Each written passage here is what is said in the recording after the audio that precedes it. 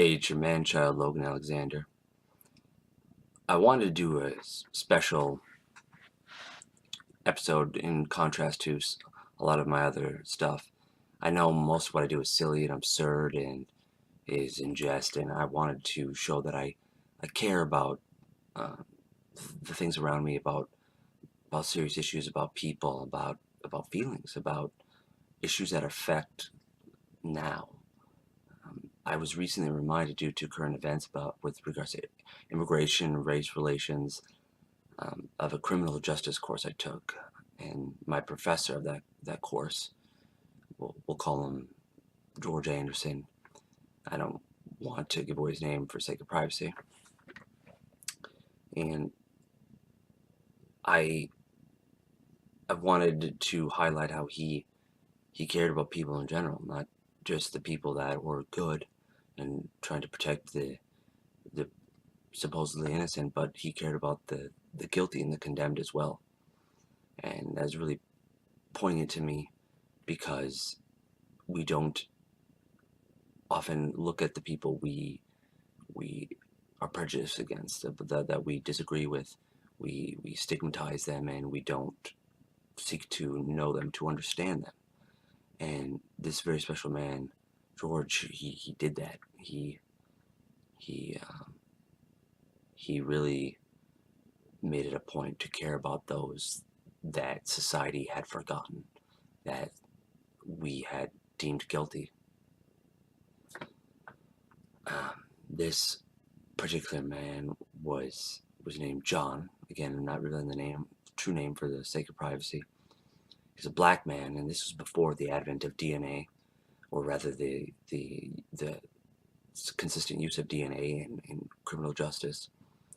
And John was a black man, and though race relations aren't great now, they were certainly worse before. And we had a lot of black men in prison who probably shouldn't have been there for as long as they were and are. And John was sentenced to death. He was on death row, and if you um, George, my professor, was the warden of the prison that John was in, and he made. If you don't know much about being a warden, they often will um, have to get to know that the death row inmates a lot more, and it's partly because when you're sentenced to death, it's a very lengthy process, an arduous process. There's appeals. There's a lot of legal effort to both sentence this person to death and also prevent them from being put to death. And John, he became a very special person for George. They developed an intimate relationship. He got to know him pretty well. Uh, this is ultimately, the warden is the last, you know, person that's really going to have a consistent connection with that death row inmate. He offers them their last meal. Uh, so George would visit John a lot, and he got to know him, and he kind of came to like the guy. And according to John, he didn't commit the crime that he was accused of, which was a rape and murder of a white woman. Um, though John didn't really protest this much, he almost had resigned himself to his fate in a sort of serene way. He said that he had made his peace with God, and God would be the ultimate arbiter and judge of his fate, his soul. And he didn't whine about it, didn't make effort on his part to forgo his execution. And George, he was amazed by this. He was in awe of it. And John just wanted to live the rest of his life the best he could. George went to him, visit his cell often, and they talked, and they found out they had a lot in common. They both played football when they're in high school, and they're both pretty good. And John actually was gonna go to college before he got injured, and he ended up being a mechanic. And that's what led to the ultimate accusation and sentence. Is John was working on a car for this woman, and I don't know if she was abused by her husband, and apparently they, you know, the wife, according to John, thought he was attractive, and they had sort of a relationship, and you know, the husband, sounded like he got angry, and who knows what happened from there, but um, they didn't really talk about that so much. They talked about their past and their dreams, their aspirations, their what drove them, what made them. And John he was a strong man. He was an interesting man, funny man. They played poker, and he had tricks up his sleeves. He but he always admitted them, and he would show George what he was doing.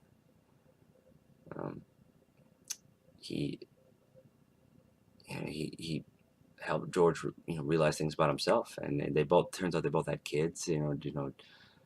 John had a son, and George had a son and two daughters, and talk about how they were trying to raise them and get them to do right, and get the sons in football, and they even talked about race a little bit, and how you know George's son was struggling because he was making friends with what they called the colored boy at the time, and his other friends didn't like it. And John said he unfortunately damn well knew what that was like, and they they really bonded. They became friends, and I know from working in mental health that you really have to make a clear division and line between professional and personal. But as I found out in many cases, and I'm sure the warden here found out, that it's not always possible. In fact, it's sometimes essential that you step over that just a little bit to show you're human, and that you recognize the other as human too. And I would listen to George tell me about this man, and I felt I was getting to know him too. George, was showing just how human he was, how vulnerable he was, despite being this esteemed, respected, wise warden and professor who knew so much, who felt so much. And I remember George telling me what he was like when the day finally arrived, and he had been crossing off the days on the calendar until that fateful day when John would be executed.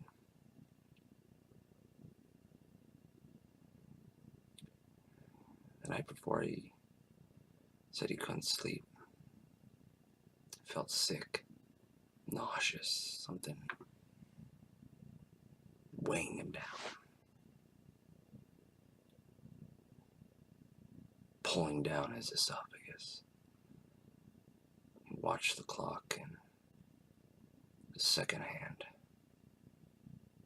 boom, over and over again. He finally got up off his chair and knew he had to carry out his duty. However horrible it was this particular day. And he walked out of his office towards John's cell. His feet, he said, felt like concrete. Thudding, plodding against the prison floor.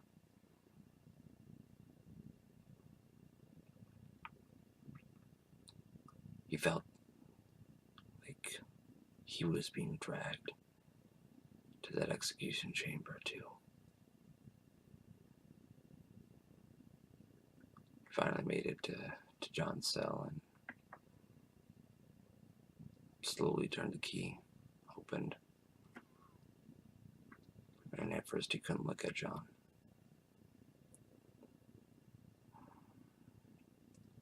John was quiet and he was on his knees.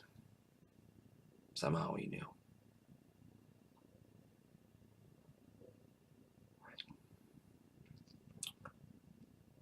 George was trying to open his mouth to ask for a request for his last meal. Felt a lump in his throat. He found himself almost paralyzed.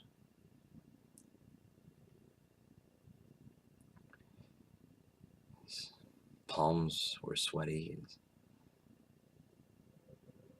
knees weak, arms were heavy.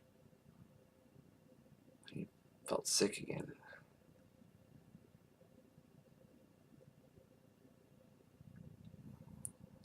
His vomit on his sweater already.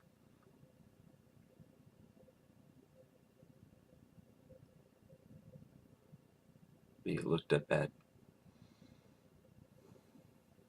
John, and John looked at him.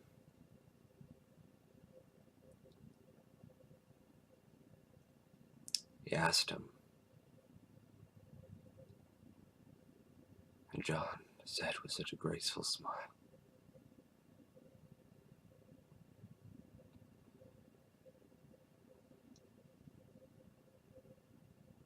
"Mom's spaghetti."